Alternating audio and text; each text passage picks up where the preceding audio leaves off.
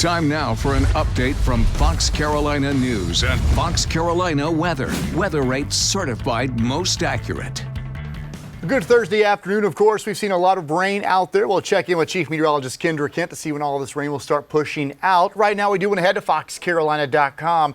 Our top story right now, two men who were charged over the weekend with attempted murder who were accused of shooting at deputies in Spartanburg County have seen their charges reduced. The sheriff coming out this afternoon saying he's not apologizing for any comments he made to any news outlets and confirms that the suspects were initially accused of firing at deputies. However, the solicitor says they didn't have enough evidence to keep those attempted murder charges. You can hear from the sheriff yourself right here at foxcarolina.com. And coming up this afternoon at 4 and 5, you'll hear from those two suspects, Mr. Mallory and Hobart. But again, the attempted murder charge for both of those men has been dropped as of today. We do know they had a bond hearing where they saw that their charges have been reduced to aggravated breach of peace. But again, this is causing a lot of controversy throughout the upstate and across the state because, again, the sheriff came out pretty bold against these two men. But again, today, those charges reduced. You can read it all right there at foxcarolina.com. We've also had two fatalities in the upstate today. We'll start with this one that's happening right now on I-85 South in Spartanburg County near Duncan. The coroner is out there right now with South Carolina Highway Patrol.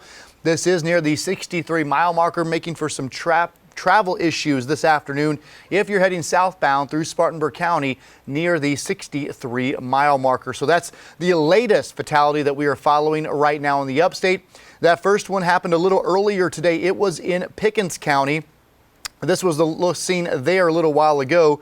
It has since likely been cleared. This is Old Easley Highway there in Pickens County. All we know right now, at least one person was killed there in a two-vehicle crash.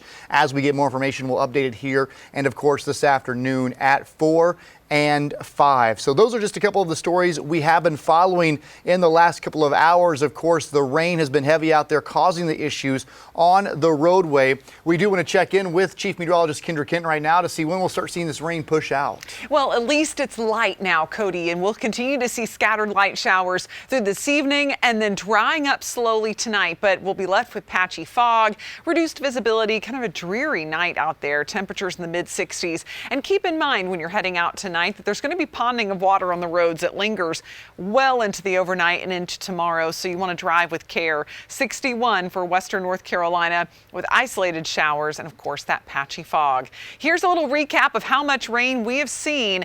Notice that anywhere from a little over an inch in Spartanburg to over 2 inches in Greenville and Greer, up to 4 inches for Clemson and Seneca, topping out at right around 5 inches of rain.